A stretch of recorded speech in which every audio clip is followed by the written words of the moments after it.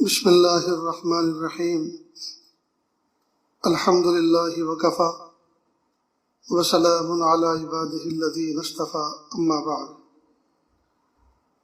اعوذ باللہ من الشیطان الرجیم بسم اللہ الرحمن الرحیم اقرأ باسم ربک الذی خلق سبحان ربک رب العزة عما یصفون وسلام علی المرسلین والحمد للہ رب العالمین اللهم صل على سيدنا محمد وعلى آل سيدنا محمد وبارك وسلم اللهم صل على سيدنا محمد وعلى آل سيدنا محمد وبارك وسلم اللهم صل على سيدنا محمد وعلى آل سيدنا محمد وبارك وسلم۔ ماہ رمضان مبارک کی 17 تاریخ ہے، سن 1441 ہجری ہے۔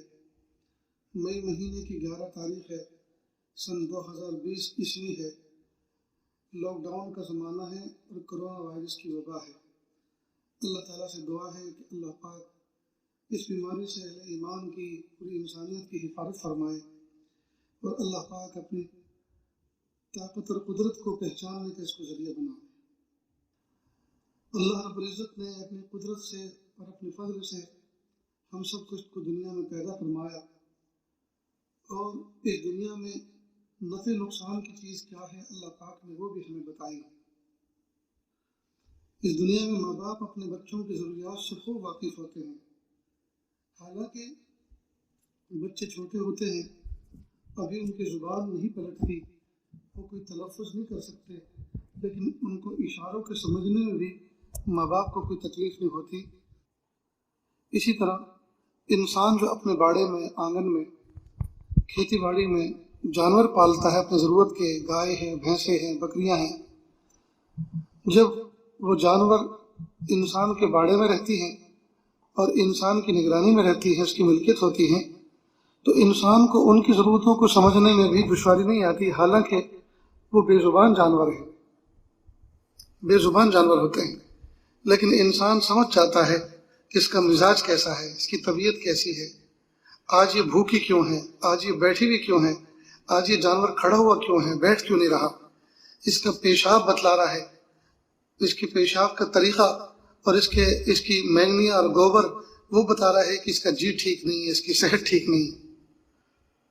تو جب اللہ رب العزت نے ایک چھوٹی سی مخلوق انسان کو اس کائنات کے اندر ایسی عظیم دولت ذہن کی اور عقل کی عطا فرمائی کہ وہ اپنے بچوں کے اشاروں کو سمجھ کر اندازہ کر لیتا ہے کہ ان کو کس چیز کی ضرورت ہے، اور وہ اپنی ملکیت کے جانوروں کے مزاج کو دیکھ کر سمجھ لیتا ہے کہ ان کو کیا پریشانی اور کیا تکلیف ہے، تو کیا کائنات کا ربا، کائنات کا خالق و مالک، کیا اپنے بندے جو اس کائنات میں اللہ پاک نے اشرف المخلوق جن کو بنایا، کیا ان کی ضرورت کو نہیں سمجھتے ہوں گے وہ رب؟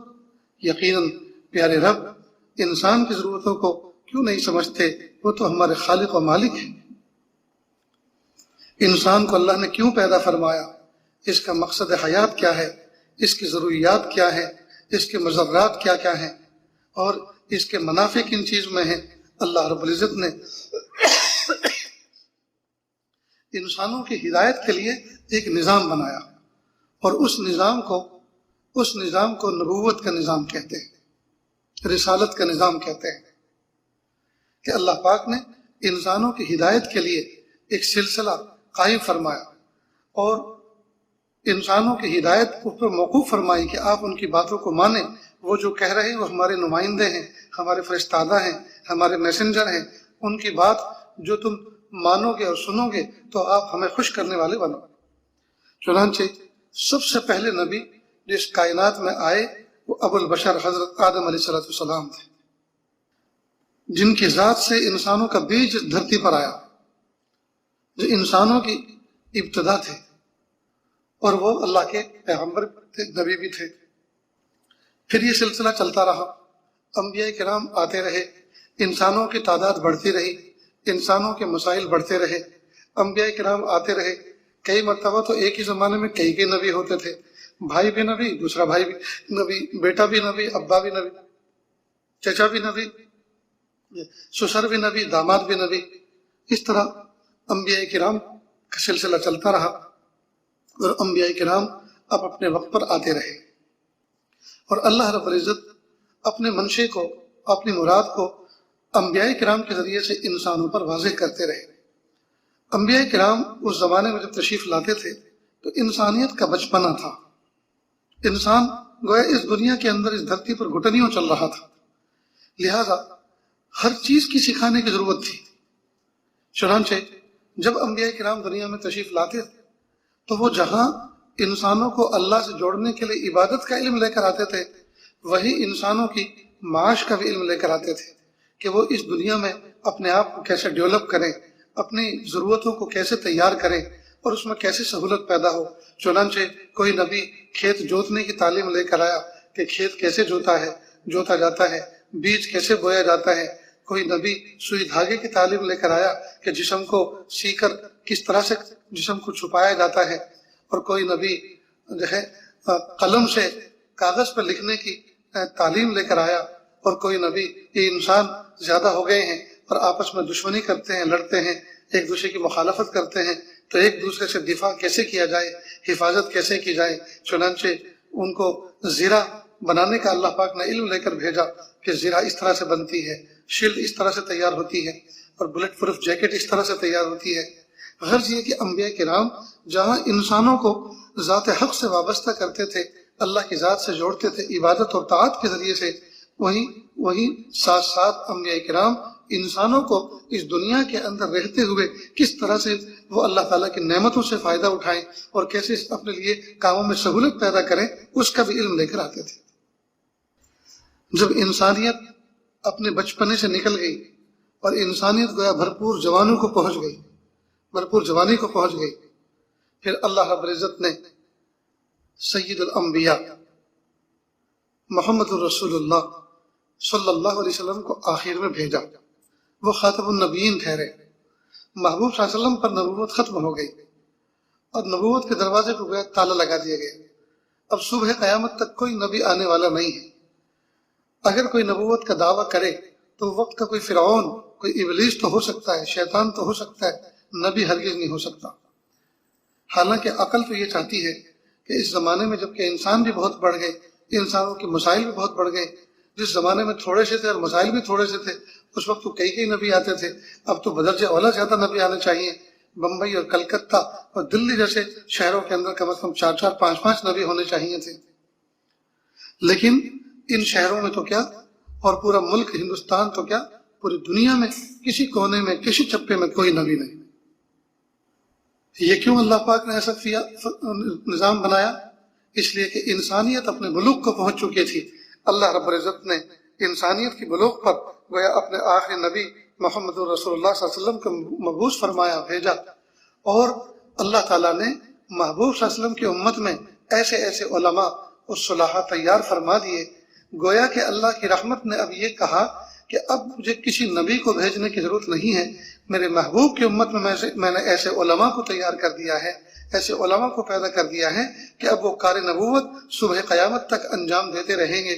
اب کسی کو الگ سے نبی کے نام سے بھیجنے کی ضرورت نہیں ہے۔ سبحان اللہ العظیم، واقعی اس امت کے علماء کو اللہ پاک نے وہ شان عطا فرمائی، ہزاروں کی تعداد میں ایک ایک عالم کے پیچھے اس کے فالوورز ہیں اور اس کو ماننے والے ہیں، اس کے متبعین ہیں۔ وہ جس طرح سے کہتے ہیں شریعت پر الحمدللہ اس طرح عمل کرتے ہیں، جن برائیوں سے روکتے ہیں ان برائیوں سے رکتے ہیں، ان سے مشورہ کرتے ہیں، مشورہ کر کے زندگی میں کامیابی ان کے قدم چومتی ہے۔ تو اللہ پاک نے ایک نظام بنایا۔ تو کہنے کا منشا یہ کہ جب ایک باپ اور ایک ماں گھر کے اندر پلنے والے بچوں کی ضرورتوں کو سمجھ سکتے ہیں اور ان کے اشاروں کی زبانوں کو سمجھتے ہیں، اور ایک مالک اور ایک باغباں اپنے باغ میں پلے ہوئے جانوروں کو اور اپنی ملکیت میں رکھے ہوئے جانوروں کی ان کی اداؤں کو سمجھتا ہے، ان کی ضرورتوں کو سمجھتا ہے، ان کی تکلیف کو سمجھتا ہے اور دور کرنے کی کوشش کرتا ہے۔ تو جب اللہ پاک نے انسان کو ایسا شعور اور عقل عطا فرمائی تو کیا اللہ رب العزت نے انسان کا نفع کس میں ہے، انسان کا نقصان کس میں ہے کہ اللہ نہیں سمجھتے؟ ظاہر اللہ خالق ہیں، اللہ بخوب سمجھتے ہیں۔ تو اسی رب کائنات نے انسان کے نفع نقصان کا ایک نظام بنایا جس کو نبوت کا نظام کہتے ہیں، رسالت کا نظام کہتے ہیں، اور اس نظام کے ذریعے سے انسانوں کی تربیت فرمائی۔ اس لیے کہ نفع نقصان کا نظام بنانے کے لیے دو چیزوں کی بنیادی طور پہ ضرورت ہے، ایک تو علم پورا پورا ہو، ایک فہم پوری پوری ہو۔ ظاہری بات ہے کہ اللہ رب العزت بندوں کی ضرورتوں کو جو سمجھتے ہیں وہ کوئی نہیں سمجھ سکتا، اور اللہ کا جو علم ہے اس کو کوئی نہیں پہنچ سکتا۔ لہذا اللہ رب العزت نے اپنی شان سے انسانوں کی تربیت کے لیے ایک نظام بنایا، اور وہ ہے نبوت کا نظام، اور انسانوں کو گویا اعلان کر دیا، بتا دیا الا لہ الحکم، خبردار حکم تو اللہ کا چلے گا۔ اللہ کے حکم اس دنیا میں، اس دھرتی پر جو سکہ رائج الوقت ہوگا، اس دھرتی پر جو سکہ چلتا ہوگا وہ اللہ کے حکم کا چلتا ہوگا، اسی میں تمہاری کامیابی ہے۔ ورنہ یاد رکھنا دنیا کی تاریکی میں ٹامک ٹوئیاں مارتے پھرو گے اور تم جو ہے ذلیل و خوار ہوتے پھرو گے، دنیا میں کبھی کامیابی نہیں حاصل کر سکتے اگر میرے نبوت کے نظام کو تم نے نہیں مانا۔ آج میں بڑے درد کے ساتھ اور بڑے اخلاص کے ساتھ میں باوضو ہوں اور خانہ خدا میں ایک کونے میں بیٹھا ہوں، قبلہ رخ بیٹھا ہوں، میں بڑے درد کے ساتھ اپنے برادران وطن سے اور پوری انسانیت سے خطاب کرتا ہوں۔ انٹرنیٹ کے ذریعے سے یہ پیغام نہ جانے دنیا میں کہاں کہاں جاتا ہے، یہ آواز کہاں کہاں تک پہنچتی ہے، دنیا گلوبل ولیج بن چکی ہے۔ میں آج پوری انسانیت، پورے انسانوں سے خطاب کر کے یہ بات کہتا ہوں کہ ہم دنیا کے ہر نفع نقصان میں اپنی عقل دوڑاتے ہیں، کوششیں کرتے ہیں، محنتیں کرتے ہیں اور نفع نقصان کو سمجھنے کی کوشش کرتے ہیں۔ دنیا کے حکمراں، وزیر اعظم، سی ایم اور پی ایم، یہ اپنے اسٹیٹ اور اپنے علاقے اور اپنے صوبوں کی ترقی کے لیے دوسرے ملکوں میں سفر کرتے ہیں۔ ملک کا جو خزانہ ہوتا ہے اس کا بھاری بھرکم اس کا حصہ استعمال کرتے ہیں اپنے سفروں پر، اپنے اخراجات پر اور خرچیوں پر، اور خرچ کر کے جب جاتے ہیں ان سے پوچھتے ہیں آپ گھومتے کیوں ہو، آپ اتنے سفر کیوں کرتے ہو، تو جواب دیتے ہیں ہم دیش کے ہت میں، ہم اپنے ملک کے جو ہے مفادات میں سفر کرتے ہیں، اس لیے کہ اس فلاں ملک میں ہم نے سفر کیا تو وہاں پتہ چلا کہ وہ بغیر پانی کے بھی چنے اگا دیتے ہیں، لہٰذا ہم یہ ٹیکنالوجی حاصل کرنے کے لیے گئے کہ ہمیں بھی اناج کی ضرورت ہے، ہمارے علاقے میں بھی ایسی بھومی اور ایسی زمینیں ہیں جہاں پانی کم برستا ہے، جہاں پانی زمین میں نہیں ہے، اس کی سطح آب نیچے گئی ہوئی ہے، تو وہاں لوگ کس طرح سے چنے اگا سکے۔ تو چنے اگانے کے علم کے لیے شہ خرچیاں کر کے، بڑے بڑے اخراجات کر کے ہم دوسرے ملکوں میں جاتے ہیں اور وہ علم سیکھ کر آتے ہیں، اور اپنے ملک کی ترقی کے لیے دنیا بھر کے سفر کر کے ہم جو ہے جاتے ہیں، اور اپنے ملک کی ترقی پیش نظر ہوتی ہے اور وہ ٹیکنالوجی جو ہے لے کر آتے ہیں اور اپنے ملک والوں میں تقسیم کرتے ہیں۔ لیکن انسان کیا ہو گیا ہے، انسانوں کو اپنی روح کی ترقی، اپنی آتما کی ترقی، اپنے باطن کی ترقی کے لیے ہم کیوں سمجھنے کی کوشش نہیں کرتے کہ ہمارے باطن کی ترقی کس میں ہے۔ اور ہم اہل ایمان جن مسلمانوں سے پوری دنیا اس وقت کھار کھائی ہوئی ہے، اور مسلمانوں سے پوری دنیا اس وقت جو ہے دشمنی لیے ہوئے ہے، اور مسلمان اس وقت مظلومیت کے زندگی آسمان کی چھت کے نیچے گزار رہے ہیں، ان علماء اور ان کے علماء، ان کے پیشوا، آخر ان کے ساتھ سر جوڑ کے کیوں نہیں بیٹھتے کہ آج ہم نیوٹرل ہو کر، ہم بالکل خالی ذہن ہو کر ہم تم سے کچھ سوال کرتے ہیں، ہمارے من میں کچھ سوال ہیں، ہم آپ سے پوچھتے ہیں، آپ بتاؤ، ہمیں جواب دو۔ وہ جواب دیں گے، اور اسلام کا نظام ایسا ہے اگر اس سے جواب نہیں بن سکے گا تو اپنے کسی بڑے سے پوچھ کے جواب دے گا۔ اس کو سمجھنے کی کیوں کوشش نہیں کر رہے، اور اسلام کو سمجھنے کی کیوں کوشش نہیں کر رہے؟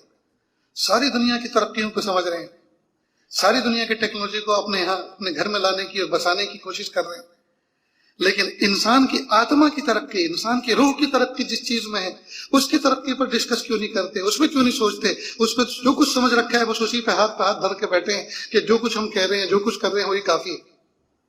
ہائے ہائے، حضرت خواجہ نظام الدین اولیاء رحمۃ اللہ علیہ ایک مرتبہ بیمار ہوئے، اور بیماری ایسی تھی کہ ان کو بے ہوشی اور غشی طاری ہو جاتی تھی۔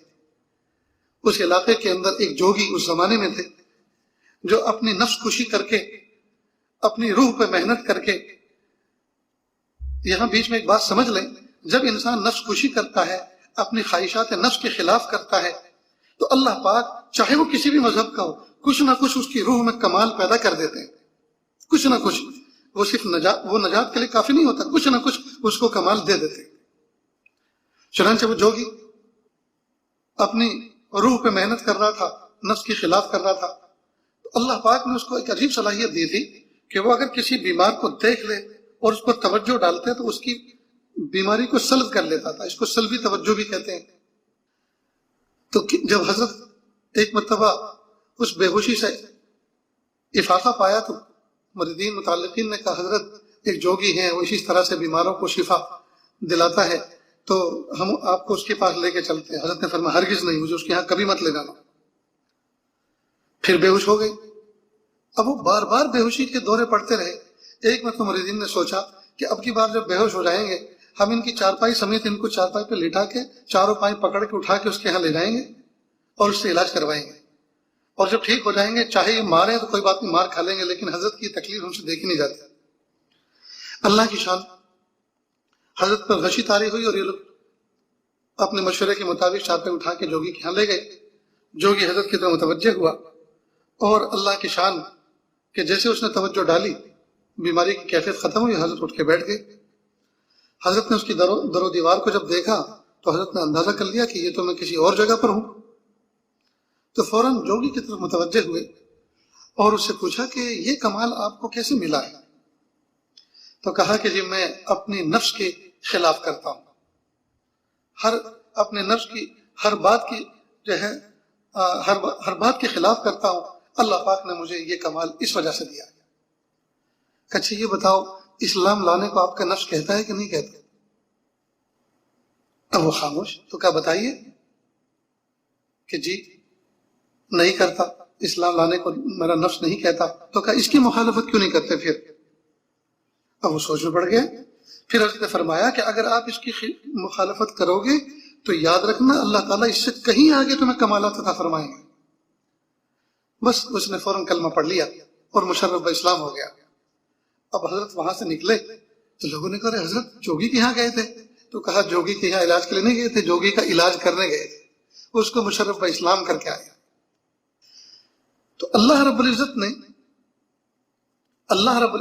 یہ واقعہ سنانے کے بعد اصل بتانا یہ تھا کہ اللہ رب العزت نے انسان کے اندر بے شمار کمالات رکھے ہیں، اللہ پاک نے اس کو اشرف المخلوق بنایا ہے، لیکن یہ کمالات اس وقت تک ادھورے ہیں، اس وقت تک ناقص ہیں جب تک کہ وہ نبوت کی روشنی کے میں حاصل نہ کیے گئے۔ نور نبوت سے جب تک وہ دور رہیں گے وہ کمالات نہیں ہیں، وہ زوال ہے۔ کمال تو تب ہوگا جب نور نبوت سے وہ کمال منور ہو۔ تو اللہ رب العزت نے ہم سب کو ایمان عطا فرمایا، اور جو لوگ ایمان سے محروم ہیں اللہ تعالیٰ سے دعا ہے کہ اللہ پاک ان کو ایمان والوں سے مل کر ایمان اور دین کو سمجھنے کے اللہ ان کو توفیق عطا فرمائے۔ تو اللہ رب العزت نے انبیاء کرام کا سلسلہ جو بنایا، اس انبیاء کرام کے سلسلے میں جو تعلیمات بھیجی وہ تعلیمات ایسی پرفیکٹ ہیں کہ اس میں نو ڈاؤٹ، اس میں کوئی شک نہیں ہے، وہ اس میں کوئی تبدیلی آنے والی نہیں۔ بالخصوص اللہ کے محبوب صلی اللہ علیہ وسلم کے ذریعے سے جب اتمام نعمت قرار دے دیا اللہ پاک نے اور دین مکمل کر دیا، اب اس دین میں کوئی کنفیوژن نہیں، اس میں کوئی شک و شبہ نہیں، اب اس میں کوئی تبدیلی نہیں۔ لہذا نماز جیسے محبوب کے زمانے میں پڑھی جاتی تھی صبح قیامت تک ایسے ہی پڑھی جاتی رہے گی۔ حج جس طرح سے محبوب کے زمانے میں جس جگہ ہوتا تھا، جس طرح ہوتا تھا، صبح قیامت تک اسی طرح ہوتا رہے گا۔ اللہ اکبر کبیر۔ یہ اب ہمیشہ یعنی صبح قیامت تک کے لیے اللہ رب العزت نے ایک سلیبس بنا کر محبوب کے ذریعے سے بھیج دیا۔ جو اس سلیبس کو پڑھے گا، جو اس سلیبس پر عمل کرے گا، جو اس نظام کو اپنائے گا، اللہ تعالیٰ اس کے لیے فتح و کامرانی اللہ پاک مقدر فرما دے، دنیا میں بھی کامیابی اور آخرت میں بھی کامیابی۔ اور جو اس کو اگنور کرے گا، جو اس کی مخالفت کرے گا، دنیا میں چاہے چند دن وہ گزار لے، چاہے جیسے دنیا میں بھی اس کے دل میں سکون نہیں رہ سکتا، اور آخرت میں تو اس کا کوئی ہے ہی حصہ نہیں، وہاں تو جہنم اس کا انتظار کر رہی ہے، اور دنیا ہی سے اس کی ابتدا ہو جاتی ہے۔ اللہ تعالیٰ ہم سب کی حفاظت فرمائے۔ اب محبوب صلی اللہ علیہ وسلم کے ذریعے سے جو دین ہم تک پہنچا، اس اسلام کا امتیاز دو بنیادی باتیں ہیں، ایک ہے عدل اور ایک ہے اعتدال۔ ایک ہے عدل اور ایک اعتدال، یعنی اسلام کی تعلیمات میں دو بنیادی چیزیں ہیں، ایک تو اس میں عدل ہے، عدل جس کو اردو میں انصاف کہتے ہیں، اور ایک ہے اعتدال۔ دونوں کا مطلب کیا ہے؟ عدل کہتے ہیں ہر آدمی کو وہ ذمہ داری دی جائے جو اس کی صلاحیت کے اعتبار سے ہو، ہر آدمی کو اس طرح کی ذمہ داری دی جائے جس کو نبھانے کی صلاحیت اس کے پاس موجود ہو، یہ ہے عدل، اس کو کہتے ہیں انصاف۔ اور اعتدال سے مراد جو حقوق متعین کیے ہیں اس میں انصاف ہو، یعنی جس کے ذمے جو حق لگائے گئے ہیں اس کو انصاف کے ساتھ لگائے. ایسا نہ ہو کہ کمزور ہیں تو اس پر زیادہ بوجھ لاد دیا اور جو قوی ہے تو اس کو کم دیا. افراط و تفریط نہیں، اعتدال کی ضد ہے افراط و تفریط. تو اللہ پاک نے اس میں عدل بھی رکھا اور انصاف بھی رکھا. عدل کا مطلب یہ کہ جس کے اندر جو صلاحیت ہے اسی صلاحیت کے اعتبار سے اس کو کام دیا گیا، اور اس میں افراط و تفریط سے اللہ پاک نے بچا کے رکھا. تو اسلام کی تعلیمات میں، روشن تعلیمات میں عدل بھی ہے اور انصاف بھی ہے. مثال کے طور پر اللہ پاک نے کائنات کے اندر ہر جاندار کے جوڑے بنائے، ایک کو میل بنایا، ایک کو فیمیل بنایا. انسان جو اشرف المخلوق ہے اس کا بھی جوڑا بنایا، ایک کو مرد بنایا، ایک کو عورت بنایا. مرد کو مرد بنا کر اس کی صلاحیت کے مطابق اللہ پاک نے کام الگ دیے، عورت کو عورت بنا کر اس کی صلاحیت کے مطابق اس کے ذمہ کام اور لگائے. دیکھو اس کو کہتے ہیں عدل و اعتدال. مرد کو مرد بنایا اور کہا کہ مرد تو گھر کے باہر نکل، تو گھر کے باہر نکل، 2 پیسے کما، اپنی صلاحیتوں کو اینٹ پر اور پتھر پر، لوہے پر اور لکڑ پر خرچ کر، 2 پیسے کما، اپنا بھی پیٹ پال اور اپنے بیوی بچوں کا بھی پیٹ پال. اور اللہ پاک نے جب اس کو گھر کے باہر نکالا تو گھر کے باہر نکالنے پر ان کو جن صلاحیتوں کی ضرورت تھی، جس ویپن کی ضرورت تھی، اللہ پاک نے وہ سب عطا فرمایا. مثلا اللہ پاک نے اس کو بہادر بنایا، گھر کے باہر بہادری کی ضرورت ہے. اللہ پاک نے اس کو جہوری صوت بنایا، بلند آواز والا بنایا، گھر کے باہر اس کی ضرورت ہے، اس کو اپنے مزدوروں کو لے کر چلنا ہے، کھیتی باڑی پہ جانا ہے، بلند آواز سے اس کو پکارنا ہے. عورت جیسے اگر اس کی آواز ہوگی تو کون سنے گا اس کی آواز؟ تو اس کو بلند آواز بنایا، اس کو باہمت بنایا، اس کو عقل پوری عطا فرمائی کہ کہیں ایسا نہ ہو کہ اس کو بیوقوف بنا جائے، کوئی اس کو دھوکہ دے جائے تو یہ کسی کے دھوکے میں نہ آ جائے. تو عقل اور سمجھ پوری عطا فرمائی. تو گھر کے باہر کے کام اس کے ذمہ لگائے تو صلاحیتیں بھی وہ عطا فرمائی جو گھر کے باہر کے کام کو کرنے کے لیے زیو دیتی ہے. عورت کے ذمہ اللہ پاک نے گھر کے کام لگائے، کہا کہ اے عورت تو گھر کے اندر 4 دیواری کے اندر رہ، اور گھر کی 4 دیواری کے اندر رہتے ہوئے اپنی بیوٹی کا خیال رکھ، اپنی صفائی ستھرائی کا خیال رکھ، اپنے حسن کی حفاظت کا پورا خیال رکھ، دھیان رکھ، شوہر کی امانت میں خیانت نہ کر، اور تیری گود میں جنم لینے والے، پیدا ہونے والے بچوں کی تربیت کا پورا خیال رکھ. گویا ایک اعتبار سے اللہ پاک نے عورت کے ذمے وہ عظیم الشان کام لگایا کہ ساری دنیا کے مرد مل کے بھی وہ کام نہیں کر سکتے، اور وہ ہے بچوں کی ابتدائی تربیت. بچوں کی ابتدائی تربیت. اور یہ تربیت اس لیے اس کے ذمہ لگائی کہ یہ تربیت اسی کی شان نشان ہے، اس لیے کہ بچے کو اٹیچمنٹ زیادہ ماں کے ساتھ رہتا ہے. بچہ 9 مہینے ماں کے رحم میں رہتا ہے، پیٹ میں رہتا ہے، اور 2 سال ماں کی چھاتی سے لگ کر دودھ پیتا ہے، اور 5-6 سال دست شفقت میں رہ کر اپنے سارے سیاہ سفید کا مالک اپنی ماں کو بنائے ہوتا ہے. کوئی ماں کے اشاروں پہ سارے کام کرتا ہے، اور ماں اس کی ساری ضرورتوں کو بہم پہنچاتی ہے، یہاں تک کہ وہ استنجا کرانے میں اپنے ماں کے ہاتھوں کا محتاج، اس کو دھلنے دھلانے میں ماں کے ہاتھوں کا محتاج، کپڑے پہننے اور نکالنے میں ماں کے ہاتھوں کا محتاج، کھانے میں اور گرم کھانے کو ٹھنڈا کرنے میں اپنی ماں کے ہاتھوں کا محتاج. غرض یہ کہ بچے کو زیادہ اٹیچمنٹ ماں کے ساتھ ہوتی ہے، تو جو آدمی جس کے ساتھ زیادہ رہے گا ظاہری بات ہے وہی اس کی ضرورتوں کو سمجھ سکتا ہے. تو بچہ چونکہ ماں کے ساتھ زیادہ رہتا ہے لہذا ماں اس کی ضرورتوں کو اور فیلنگس کو سمجھتی ہے. لہذا میں تو کہا کرتا ہوں کہ اللہ پاک نے ماں کے سینے میں اور ماں کے حلق اور منہ میں ایسے سینسر لگا دیے ہیں جن سینسر کے ذریعے سے ماں ڈیٹیکٹ کرتی ہے کہ میرے بچے کو کیا ہوا ہے. 2 مہینے کا بچہ، 3 مہینے کا بچے کا باپ گھر میں آتا ہے، ماں دور سے کہتی دیکھو بائک کو اسٹینڈ پہ کھڑی مت کرنا، میں بالکل تیار بیٹھی ہوں، بچے کو ڈاکٹر کے ہاں لے کے جانا ہے. کہ کیوں؟ کہ بچے کا جی ٹھیک نہیں ہے. ارے بچہ ابھی تو بولتا بھی نہیں، اس نے کیسے بتا دیا آپ کو کہ جی ٹھیک نہیں ہے؟ تو وہ تو ماں کی طبیعت جانتی ہے. ماں سے پوچھو کہ کیسے پتہ چلتا ہے. جب بچے کا جی ٹھیک نہیں ہوتا ماں کے حلق کا مزہ کڑوا ہو جاتا ہے، منہ کا ذائقہ بدل جاتا ہے، ماں پہچان جاتی ہے میرے بچے کا جی ٹھیک نہیں ہے. بچے کا دودھ اترتا ہے، بچہ تنہائی میں کہیں سویا ہوا ہوتا ہے، ماں کہیں اور جگہ بیٹھی ہوتی ہے، وہاں بچہ اٹھ کر بھوک میں روتا ہے، ماں کے سینے میں دودھ میں ہلچل مچتی ہے اور ماں اٹھ کے چلی جاتی ہے. یہ تو ماں سے پوچھو کہ ماں کے سینے میں اللہ پاک نے کیسے سینسر لگائے. اب جو نظام اللہ پاک نے ایک عورت ذات کے ساتھ وابستہ کیا ہے، ساری دنیا کے مرد مل کر بھی اس نظام کو پورا نہیں کر سکتے، اس لیے کہ اس کے لیے تو اللہ پاک نے عورت ہی کو چنا ہے. اب آج کی روشن خیال دنیا، اپنے آپ کو عقل مند سمجھنے والی دنیا، فطرت کے نظام کے بالکل خلاف چل رہی ہے اور بغاوت کر رہی ہے۔ وہ کہہ رہی ہیں عورتوں کو جو ہے برابر کے حقوق ملنے چاہیے، ناری شکتی ایک طاقت کا نام ہے، ناری شکتی، لہٰذا اس کے حقوق ملنے چاہیے۔ بھائی کیا کیا حقوق ہے ذرا ہمیں بھی تو بتاؤ۔ کہ عورت گھر میں رہتی ہے اس کو بھی باہر نکالو، تو کہا کیوں نکالو بھائی؟ کہ یہ بھی کمانے یہ اس کا بھی شوق ہے کمانے کا، تو کہا شوق اس کا شوق ہے یا اس کی ضرورت ہے؟ ضرورت ہے تو شوہر کے ذریعے سے اس کی ضرورت تو پوری ہو رہی ہے۔ ہاں باہر نکلنے کا شوق ہے، بہت سارے لوگوں کو دیکھنے کا شوق ہے، یا تم لوگوں کو اس کو دیکھنے کا شوق ہے تو اس کو گھر سے باہر نکالنے میں تمہاری مرضی ہے۔ اچھا یہ بتاؤ جب تم اس کو کمانے کے لیے گھر سے باہر نکالو گے تو اب یہ بتاؤ کہ وہ کمائے گی تو پھر گھر میں واپس جا کر فوراً آرام کرے گی، گھر کا کھانا بھی پکائے گی؟ کہا بھائی کھانا پکانا تو اسی کو زیب دیتا ہے، وہی بنائے گی، مرد تو نہیں بنائیں گے۔ تو پھر تم نے اس کو آزادی کہاں دی؟ پھر تم نے اس کو برابر کا حق کہاں دیا؟ تم نے تو اپنے سے ڈبل حق دیا اس کو۔ تم تو سنگل جاب کرتے تھے، گھر سے نکلتے تھے کمانے کے لیے اور کما کے آتے تھے، گھر میں آرام کرتے، اب اس کی قسمت میں تو آرام ہے نہیں۔ تو عورت اگر اپنے گھر سے نکلتی ہے کمانے کے لیے تو وہ گھر پر آ کے سوتی نہیں ہے، آرام نہیں کرتی ہے، بلکہ باہر کا جاب نپٹا کر آتی ہے، اور گھر میں آنے کے بعد اب گھر کا جاب شروع کرتی ہے، اسے کھانا پکانا ہوتا ہے، شوہر کے حقوق ادا کرنے ہوتے ہیں، اس کو راحت پہنچانی ہوتی ہے، بچوں کو کھانا دینا ہوتا ہے، ان کو سلانا ہوتا ہے، اتنے سارے کام اس کے ذمہ ہیں۔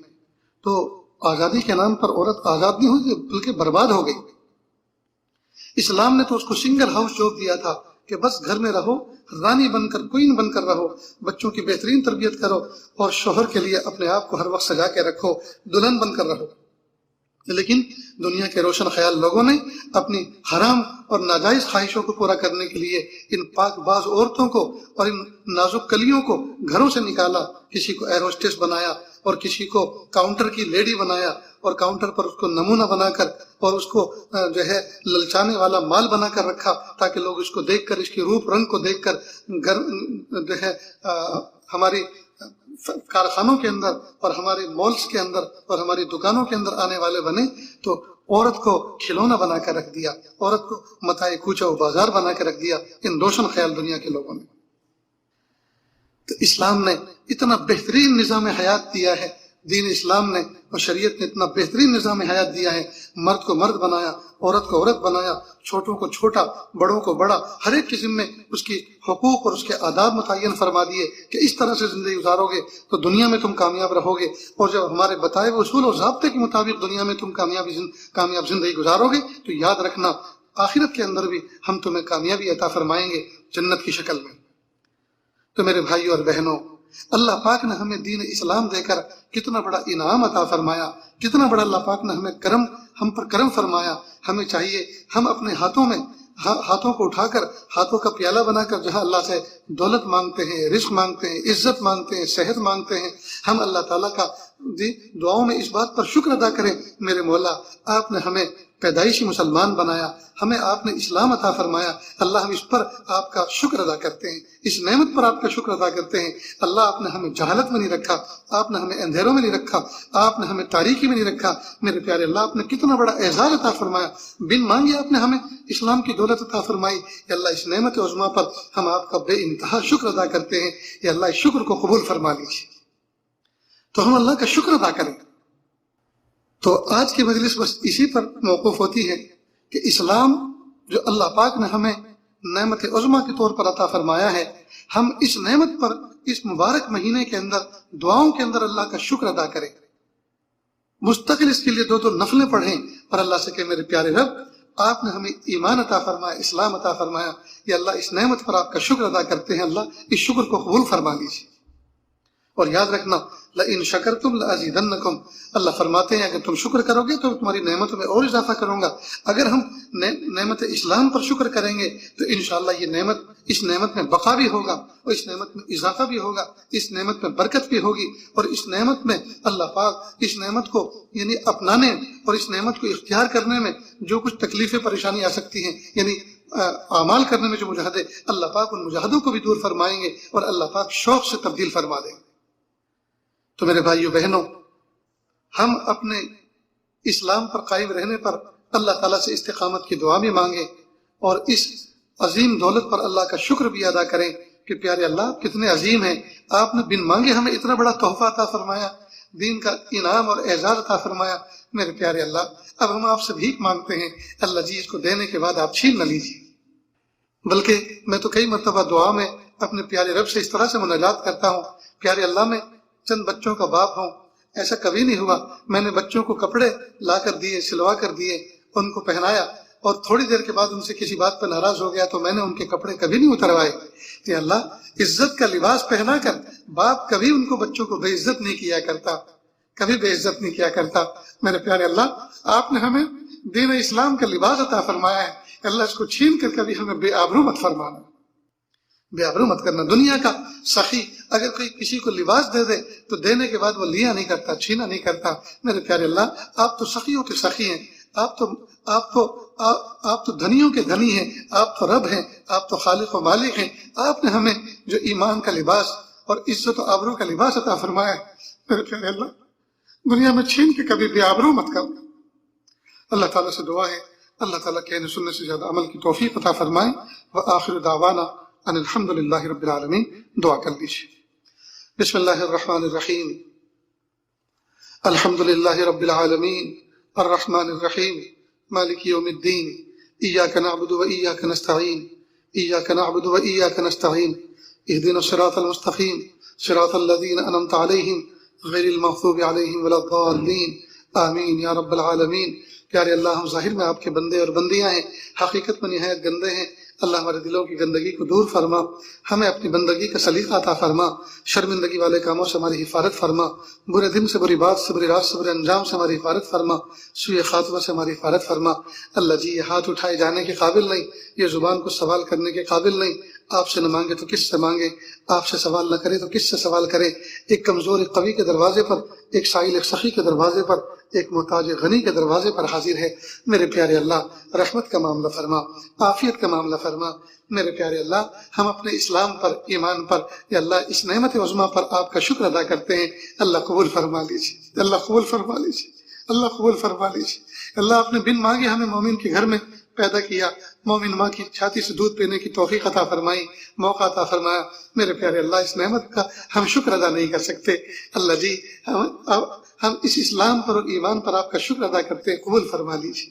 یا اللہ اس پر اتنا شکر ادا کرتے ہیں جتنا ریت کے ذرات ہیں، جتنا آسمان کے ستارے ہیں، جتنا عددوں کی تعداد ہے، جتنے فرشتوں کی تعداد ہے، جتنا آپ کے علم ہے، آپ کے مخلوق کی تعداد ہے۔ میرے پیارے اللہ ہمارے اتنے شکر کو قبول فرما، ہمارے اتنے شکر کو قبول فرما۔ اللہ ہم سے راضی ہو جائیے، اللہ راضی ہو جائیے، اللہ راضی ہو جائیے۔ ناپے تولے جانے کے قابل نہیں ہے، آزمائے جانے کے قابل نہیں ہے۔ یا اللہ کانٹا چھپ جائے تو پریشان ہو جاتے ہیں، پیٹ میں درد ہو جائے تو مچل جاتے ہیں، یا اللہ بخار چڑھ جائے تو تڑپ جاتے ہیں۔ اے میرے پیارے رب ہم تکلیفیں برداشت کرنے کے قابل نہیں ہیں، ناپے تولے جانے کے قابل نہیں ہیں، آپ ہمیں یوں ہی معاف کر دیجیے، بس یوں ہی معاف کر دیجیے۔ اللہ جی آپ یوں ہی معاف کر دیجیے، اللہ جی یوں ہی معاف کر دیجیے۔ باپ 2000 روپے دے کر بچے کو بازار بھیجتا ہے اور جا کر کہتا ہے جاؤ بیٹا گھر میں مہمان آنے والے ہیں، فروٹ لے کر آؤ اور اتنی کولڈ ڈرنکس لے کر آؤ، آئس کریم لے کر آؤ، سویٹس لے کر آؤ، مٹھائی لے کر آؤ۔ اور جب سب لے کر بچہ آ جاتا ہے باپ پوچھتا ہے بیٹا لے آئے؟ ہاں ابو لے آئے۔ بیٹا کتنے کا سامان آیا؟ ابو 1500 روپے کا آیا۔ تو پھر وہ 500 روپے نکال کر والد کو دیتا ہے اور باپ اس کو اپنی جیب میں رکھ لیتا ہے۔ پیارے اللہ باپ اپنے بچے سے اس لیے پوچھتا ہے اسے بقیہ پیسوں کی ضرورت ہوتی، وہ اپنے بچے سے حساب اس لیے لیتا ہے اس کو اپنے پیسوں کی ضرورت ہوتی ہے، بقیہ پیسوں کی ضرورت ہوتی ہے، وہ محتاج ہے، وہ ضرورت مند ہے۔ میرے پیارے اللہ آپ قیامت کے دن آپ ہم سے کیوں حساب لیں گے؟ اللہ جی آپ ہم سے کیوں حساب لیں گے؟ اے اللہ آپ کو کس چیز کی ضرورت ہے؟ مانا کہ حساب برحق ہے، مانا کہ آپ کے ہاں حساب برحق ہے، لیکن میرے پیارے اللہ ہم آپ کے کمزور بندے، ہم آپ کے نازک بندے، اللہ آپ ہمیں معاف کر دیجیے۔ اللہ جی ہم استغفار کرتے ہیں، ہم سچی توبہ کرتے ہیں، اللہ جی ہم آپ سے معافی مانگتے ہیں، اللہ جی آپ ہمیں معاف کر دیجیے، آپ ہمیں معاف کر دیجیے، آپ ہمیں معاف کر دیجیے، آپ ہمیں معاف کر دیجیے، ہمیں اپنا بنا لیجیے، ہمیں پیر کے ناخن سے لے کے سر کے بال تک اپنا مطیع و فرما بردار بنا دیجیے۔ اللہ جی معاف کر دیجیے، پیارے اللہ معاف کر دیجیے، اللہ اپنا بنا لیجیے، اپنی محبت دے دیجیے، اپنی معرفت دے دیجیے، اپنا قرب دے دیجئے، اپنی ولایت دے دیجئے، تقوی دے دیجئے، پاکیزگی دے دیجئے، معرفت دے دیجئے۔ میرے پیارے اللہ ہم سب کو ایسا بنا دیجئے ہم آپ کو پسند آ جائیں۔ یا اللہ جو وبا بیماری پھیلی ہوئی ہے یا اللہ عافیت کے ساتھ اس کو دفع دور فرما۔ یا اللہ لاک ڈاؤن میں لوگ گھر کے اندر یا اللہ پریشان ہو گئے ہیں، یا اللہ عافیت کے ساتھ یا اللہ بندوں کو عافیت کے ساتھ، آزادی کے ساتھ، صحت کے ساتھ اچھے ماحول میں باہر نکلنے کی توفیق عطا فرما دیجئے۔ اور اللہ تعالیٰ کی اس دھرتی کو گناہ کر کے اور برائی کر کے معصیت کر کے یا اللہ یہ انسان اس کو گندا نہ کریں، یا اللہ اس کو پاک کر دیجئے اور اس کو پاک صاف انسانوں کو رہنے کی ہدایت عطا فرما دیجئے۔ یا اللہ ہم سب کو ایسا بنا دیجئے ہم آپ کو پسند آ جائیں۔ وصلی اللہ تعالی علی خیر خلقہ محمد و آلہ و اصحابہ اجمعین برحمتک یا ارحم الراحمین۔